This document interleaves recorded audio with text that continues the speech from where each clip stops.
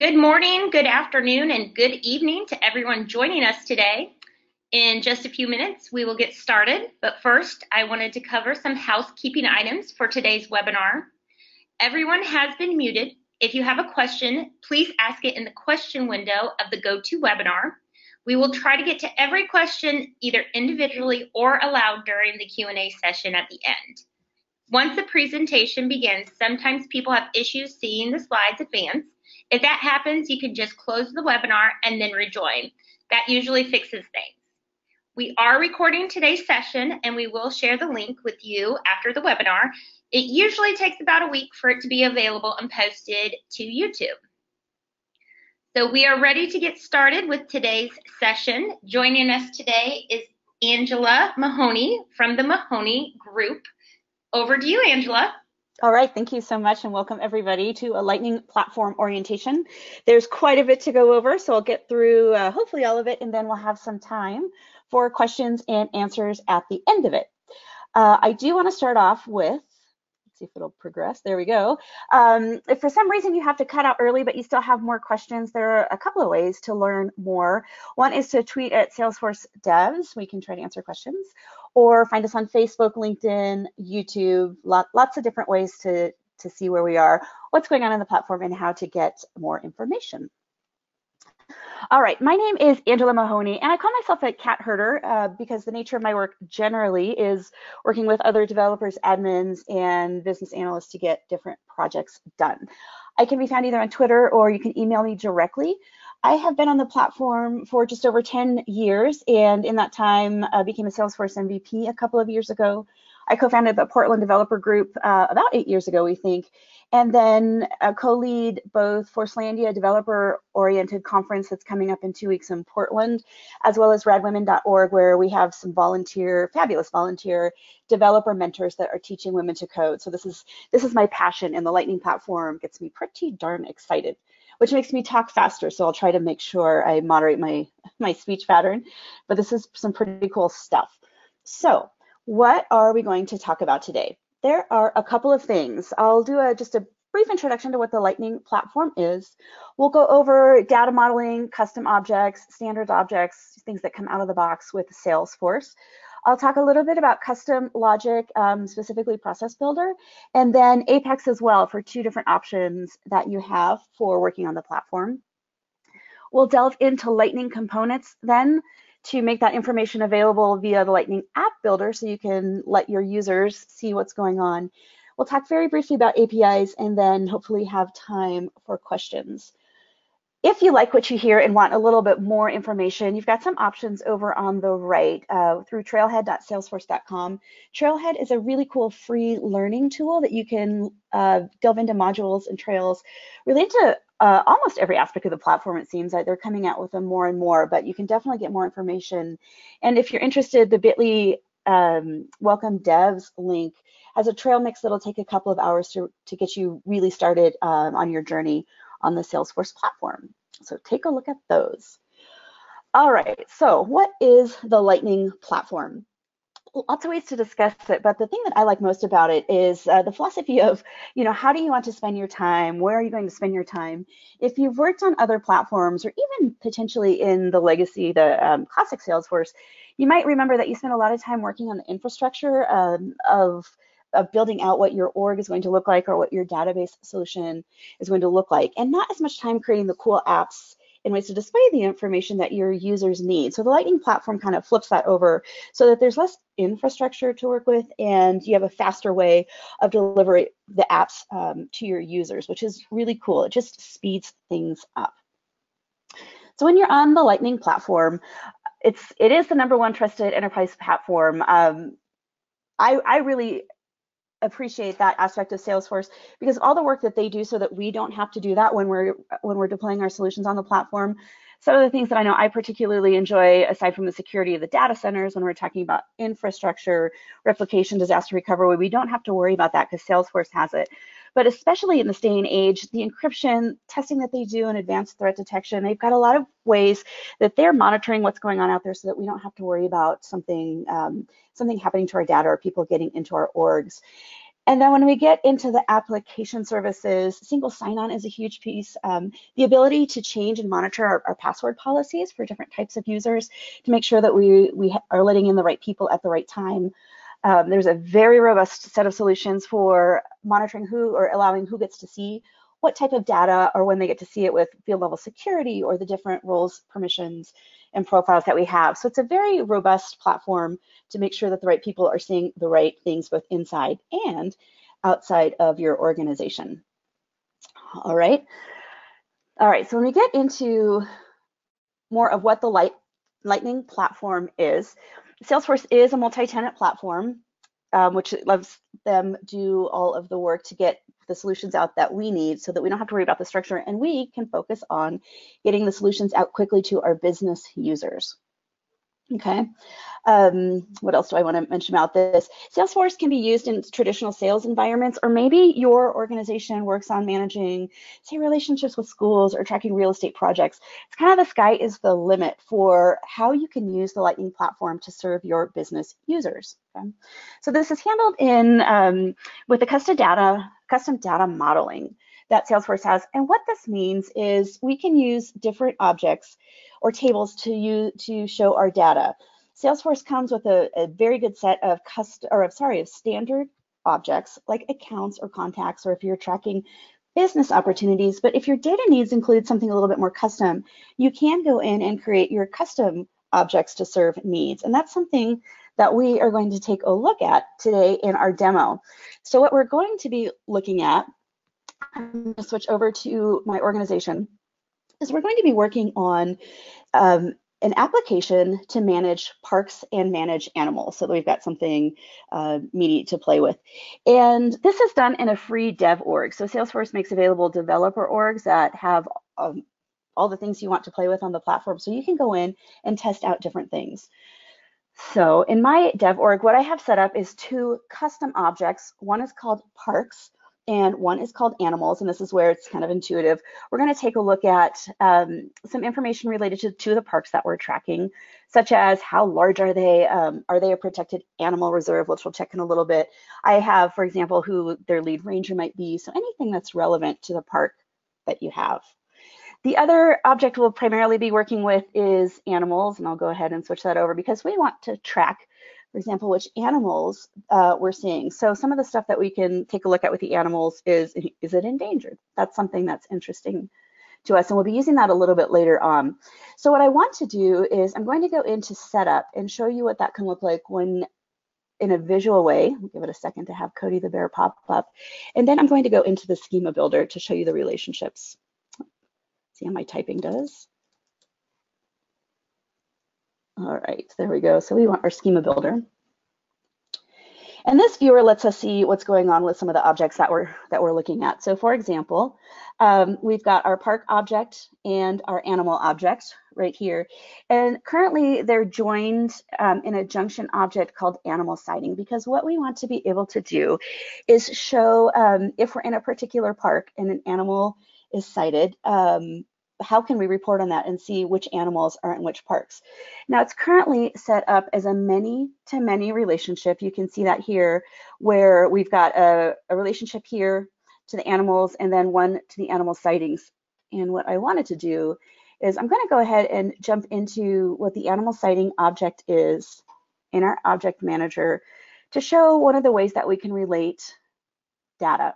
So when I look at what the fields are that we're doing, and just give me 1 second because I realized I did not delete this field. What I wanted to show, I'll pop back to the schema very quickly, because I want to show one of the ways that we can look how we can relate data. So for example, now that I've taken that off, right now the animal sighting is currently related to animals. And there are two ways that we can relate objects with each other. One is through a lookup, which is somewhat of a looser relationship for your objects. So if you have a lookup, that may or may not be filled out. But in this case, because we're tracking animal sightings, it's going to be very important to know which is what park an animal is seen in. So we want to make sure that that's a mandatory field that's filled out, or it's more formal. So what I'm going to do is we're back now in the animal sighting object, and I'm going to recreate that field just to show you how easy it is. Now, when we look down here, here's where we've got the two different types of relationships, the lookup or the master detail relationship, and that's the one that we want to create. Okay. So here we can show that we want to relate it to the park object. It's already related to animals, so we'll relate it to the parks. I'll go click on next. Park is already filled out because we related it to that object. We could call it something else if we wanted to, but I'm going to stick with park for now. Hit next, and here's one way where you can see how the visibility of this information is controlled, and here it's by profile. So this is one of those security measures that we got. I'll hit next. Next, it says it's just going to add it to the page layout, and then I'll get to go ahead and save it. The related list, so we can see it, is called animal sightings. All right, so we've got that. And now I kind of jumped the gun. I'm going to go ahead and refresh our schema builder, and then we'll see that we've got this relationship set up, a many-to-many relationship, so that we can have multiple animals in the park, and we can have multiple parks for the animals. Okay, so I hope you're with me so far. So the next thing we want to do is add a little bit of logic. And what we want to do is, I'll explain first the different options that we have for some of the automation that we can do on the platform. You can go from something from no code to low code to a programmatic or coded solution. So when we have a no code, that's the declarative part of the platform, and these solutions can be done with clicking. Most of the work is set up, so you can go in and just drag and drop or click and get the solutions that you need. And I'm going to show you an example of that called Process Builder, and then we can move into more coded or programmatic side of the platform with Apex, and I'll show you a little bit of that as well. Okay, so let's go ahead and let's see, go into the Process Builder and set up a little bit of logic. So what I'll do to set the scene, what we want to do is say if we have an animal sighting and the animal is an endangered species, and that's something that we have on our animal record here. So you can see right now the Bengal tiger is an endangered species. So what we want to do is say that if we see a Bengal tiger or another endangered species in a particular park, we want to update that park to be a protected animal reserve. Okay, and if I look at the parks object, we already have a field to capture that information.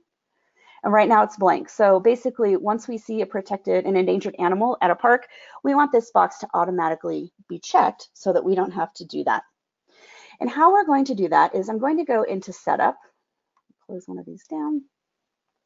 If I click on the little gear in the upper right, this will take us to the setup menu.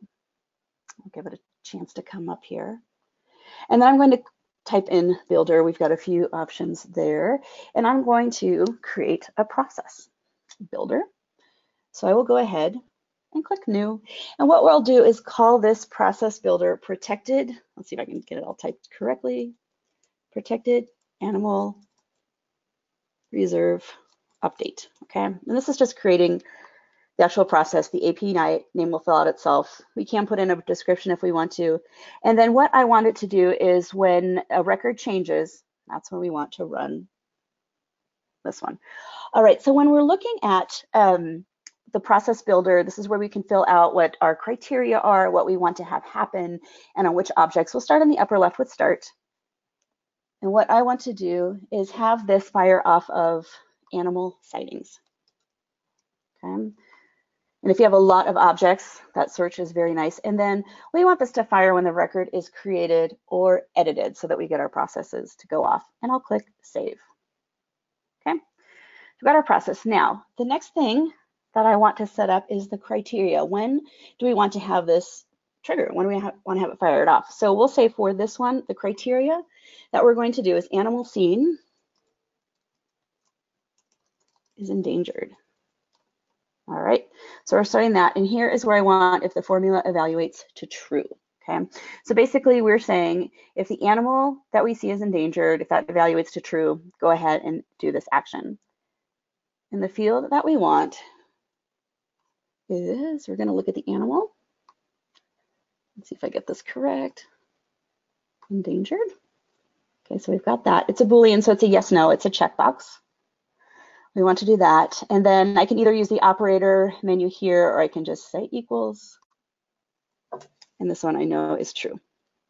All right, so that is the criteria that when the animal, in this animal sighting, if it is an endangered animal, if that's true, then we want to have an action happen. We want to have the related park update to an endangered park. All right, so here, what we're going to do is update a record. Okay, and this action we'll call something, I know these seem really basic, but it's going to mark the park as endangered animal preserve. And I know these seem like long names, so if you have a few of these process builders and actions, it makes it much easier for you to remember what's going on. Now the record update that we want, we have two options here. One is to do something on that same record, or in this case, we want to update a related record. So we want to update park. All right, just see the string. Let it think for just a second, and then update the record. So the field that we want to update, and I'm going to use my search, is on the related park record for our animal sighting. We want to update the protected animal reserve to true. Okay. So just to recap this, it's kind of cool. On our animal sighting object, if an animal seen is marked as endangered on the animal record, then we're going to update the related park to an endangered park reserve. And I'll go ahead and click activate to bring it to life. Okay, so we've got that done. We have it activated. So let's go ahead and go back and we'll take a look at our parks and we'll see as a reminder, neither one is marked as a protected animal reserve. So what we'll do now is we'll do an animal sighting, and I'm going to create new, or actually, let's keep it easy. We can go off one of the parks. So we'll go off of Dream Park. And here I'll go into the related list with animal sightings. And let's say we see an animal that is endangered. And I know that the Bengal tiger is an endangered animal, and we saw one at that park.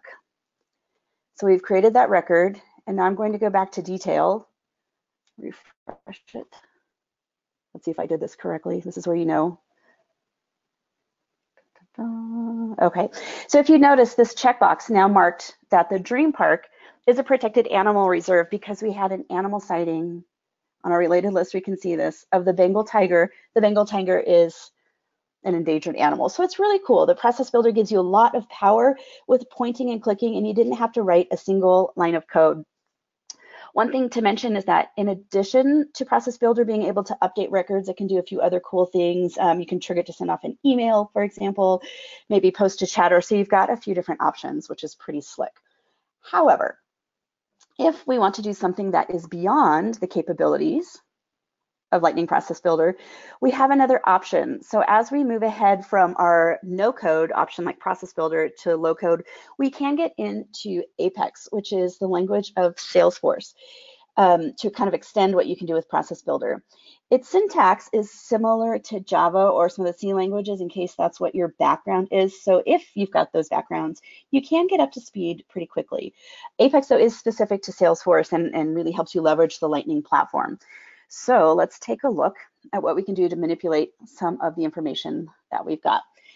The example that I have is we're going to go through and we want to pull some, well, we're going to manipulate some data records. So I want to step into the developer console.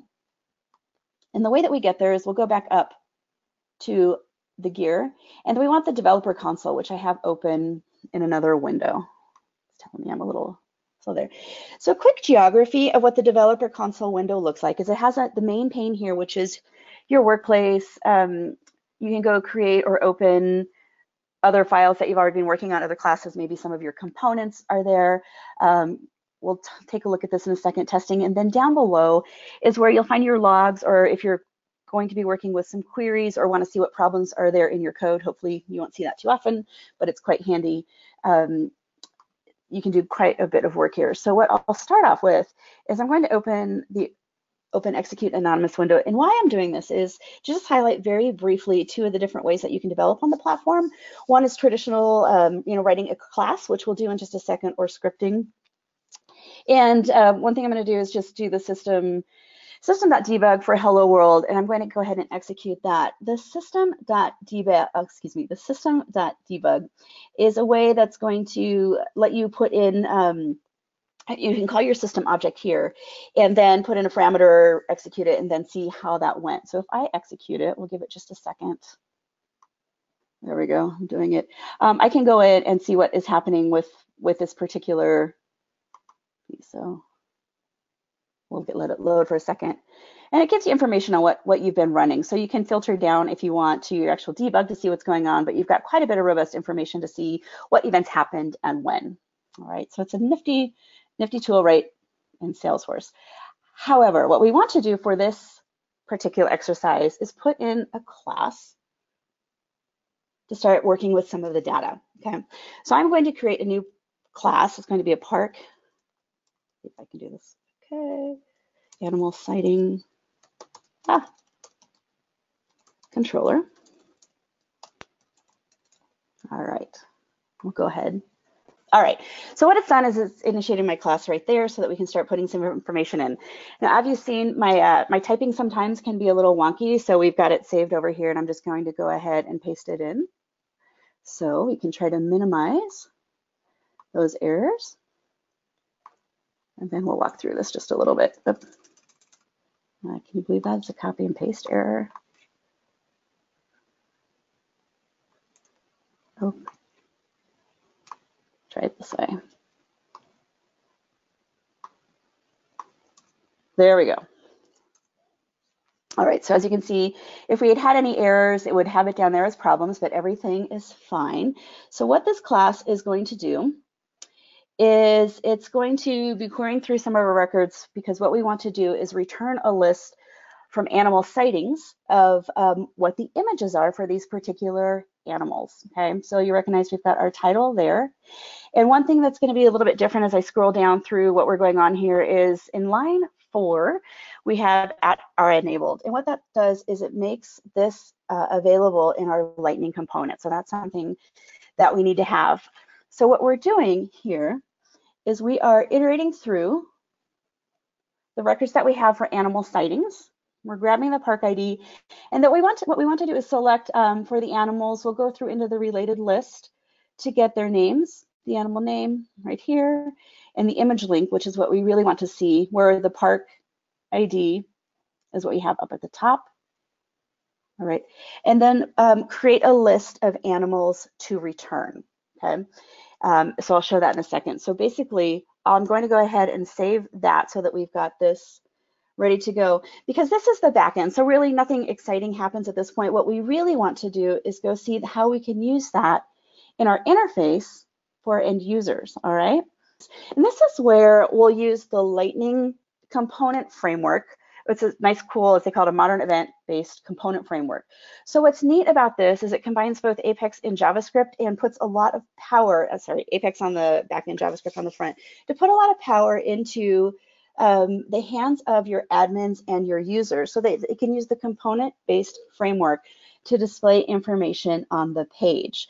So in this particular example that we're going to be working on is creating a component that will display animal images on the park page.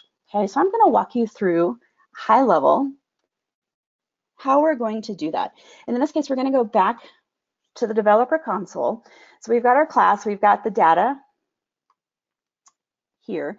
And then what we're going to do is go ahead into File, New, and then I'm going to go down and I want to create a Lightning component. Okay, so the first thing I have to do is name it. All right, and in this case, we're going to make this available on the Lightning record page. And the reason that we want to do that is we're going to be using Lightning Data Service. And the cool thing about this is it allows data updates between components. So if you make a field update on one component, it'll update that record on the other one.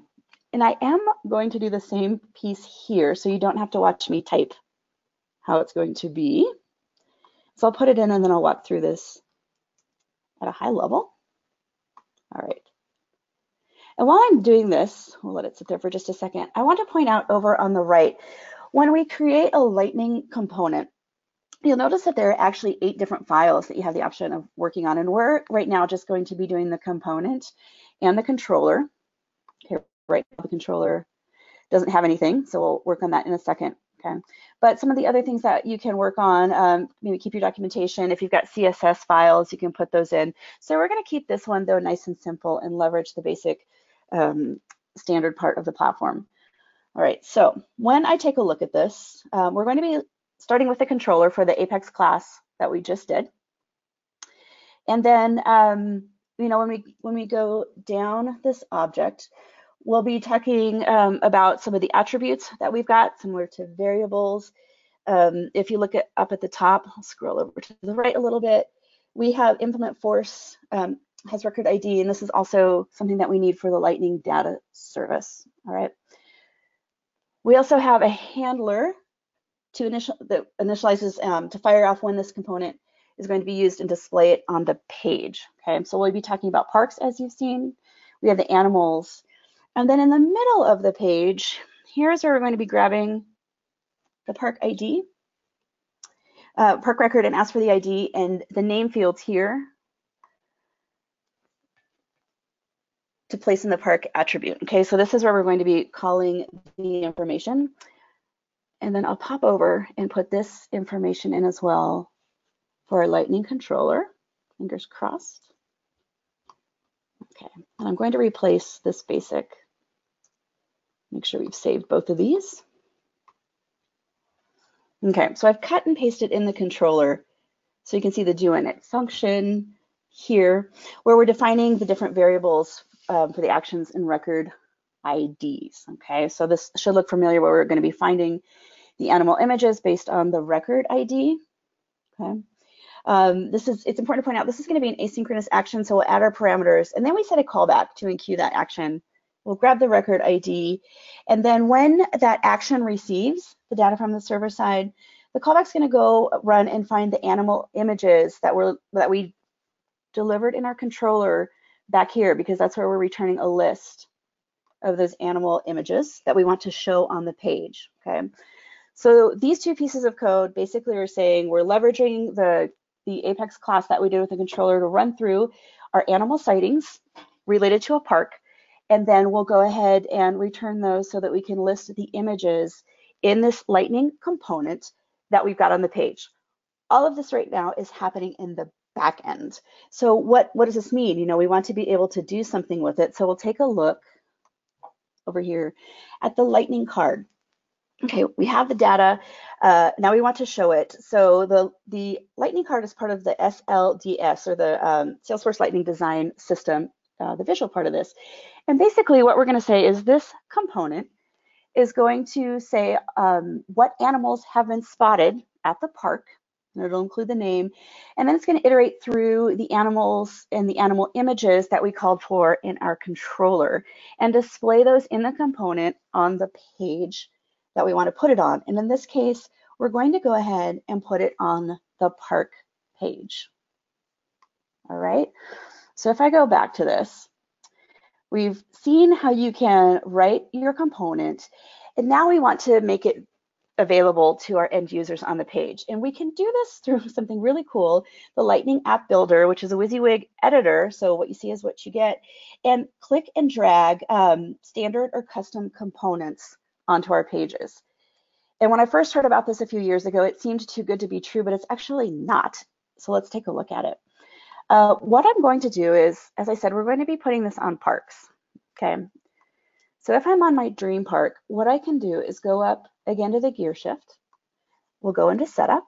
Or actually, in this case, I can go straight to editing the page. Makes it a little bit faster.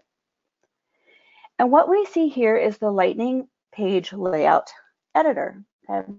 So we'll see a few things that you might remember from the actual page itself. One of those, we've got the name of the page. We have details where we've got our specific fields on the page. We have related lists. And then on the left side of the page, here is where we've got the components, the Lightning components that are available to drag onto the page. And currently there are 22 standard pieces from related lists, Quip, which is the document where the code has, we stored the code. You can put a Quip component on the page, rich text field. So it's really, really configurable with what you can do. And then down here is the park animal sighting component that we just built. And this is all we have to do to put it onto the pages. I'm going to drag it over to the right side. And you'll notice what it's doing is giving a preview of what animal currently has been seen at the park so that you can make sure that things are displaying the way that you want them to display. So right now we've got the Bengal tiger. So we know that the images are working, the component is working. We'll save it. And then what we need to do is activate it because we've just changed the page layout. So we want to make it available to all of our users. So that looks good for now. And then I'm going to go back to the park record so you can see what difference we have. We'll give it a second to refresh.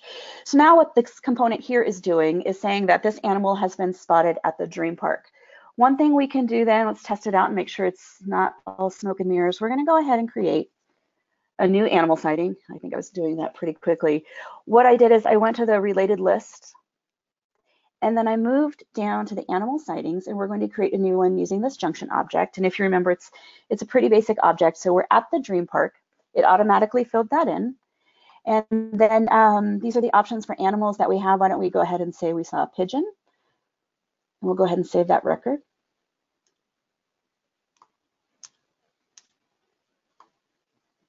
All right, let's see. I don't know if I needed to refresh that. And then the pigeon should show up. Fingers crossed. So there we go. So what we'll do is we can start building down the side of this images of the animals that have been seen at our park using the lightning component that we just built.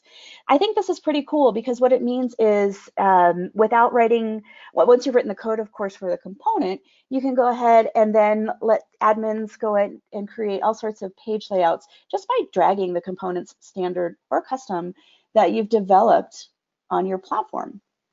So it's pretty cool so far. Now let's go ahead and see what else we can do on the platform. All right, so we took a look at the application Lightning App Builder. Now what we'll take a look at is you've got your Salesforce org, but another cool thing that you can do is easily integrate with other systems or third-party applications. And there are a couple of ways that you can do that through the APIs to call into Salesforce from another system, or use Apex to call out to an external system. So a couple of ways you can do this are through the Salesforce APIs, which allow you to basically, update, delete, create records, as well as Salesforce has APIs that are specific to Lightning functionality to modify your org through the metadata or the tuning APIs. You can also, if you're dealing with large amounts of information, you can use platform events. A scenario related to our Dream Park app is maybe you're tracking large amounts of animals. For example, you've got herds of animals, and as they're moving, you want to update that information through platform events into Salesforce so that you can see a visualization. This would be a great use for that.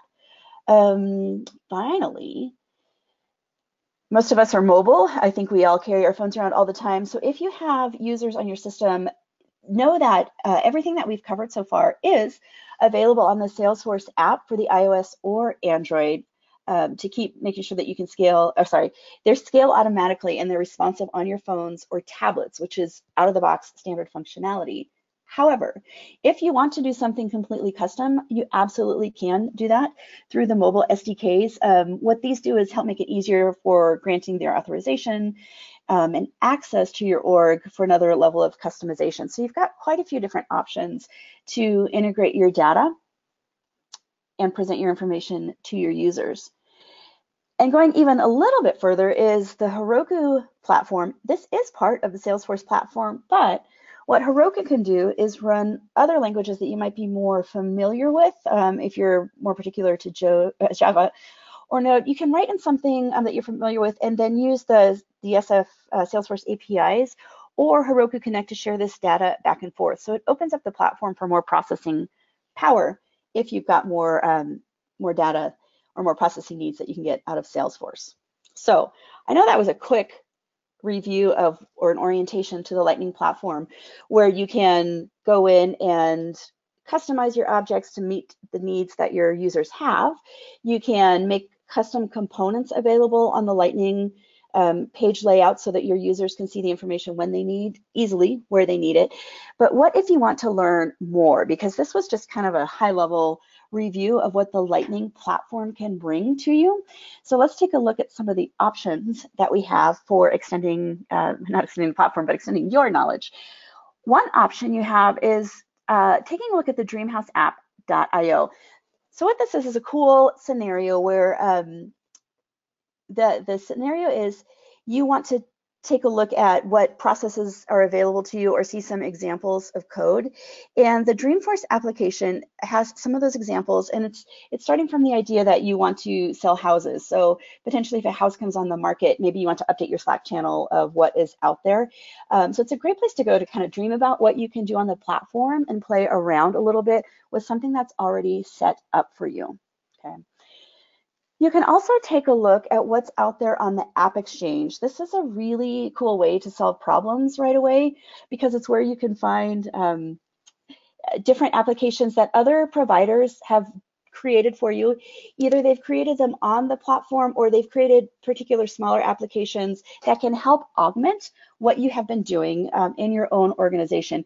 And there are Lightning components too. So whether you're operating in Classic, Amit switched over, or you're working with Lightning components, those are available on the App Exchange as well. And the nice thing about this is they're fully vetted through Salesforce for security. So if you choose an App Exchange solution rather than custom build, you can know that you can trust those applications and you don't have to worry about vetting them. All right. Moving forward, if you're not already aware of the Salesforce community, this is one of the huge benefits I think Salesforce brings to those of us that are providing solutions for our end users. A couple of places that you can look is the Salesforce Success Community. This is a place where you can go find, like-minded souls or people that may have already been there, done that, and can answer questions if you run into an error or potentially you don't know how to solve a particular problem. You can go out there and do that. For example, I can't find the field that I want on my process builder. How do you do that? And people will answer it for you, usually very, very quickly. So it's a nice way to just go get your questions answered when you need them on your own time. You can also look at developer forums. They're like a Stack Exchange site, but specific to Salesforce, and it's just community driven as well. If I skip down to Stack Exchange. So know that you're not alone when you start dabbling with the Salesforce platform, or if you're already more engaged but are unaware of the different community levels. There's always somebody out there to answer your questions. In the community as well, you can also find out about other events that might be happening, other webinars, community-driven events. So you've got a lot of different options. And then finally, if this kind of whet your appetite, I mentioned this again earlier at the beginning of the webinar, but you can go to trailhead.salesforce.com and take a look at the self-help or self-driven modules and trails that you have to go find out about different things on the platform, such as what the data structure might be, what security might be. If you're just crossing over, then Intro to Apex might get you started on the development or programmatic side of the platform. And again, you can use the bit.ly for Welcome Devs to get you started as well. And like I said, that'll take you just a couple of hours to go in and see what that's like. And then you might hit the community up for what your next steps might be. And I think that's all I've got. It looks like we're doing good. Oh, yeah. Yeah, we are doing great. Actually, we are going to go ahead and end the conversation now. I appreciate everyone for joining. And if you do have any follow-up questions, please reach out to us on Twitter at Salesforce Dev. And Angela, thank you so much. You're welcome. Good luck, everybody.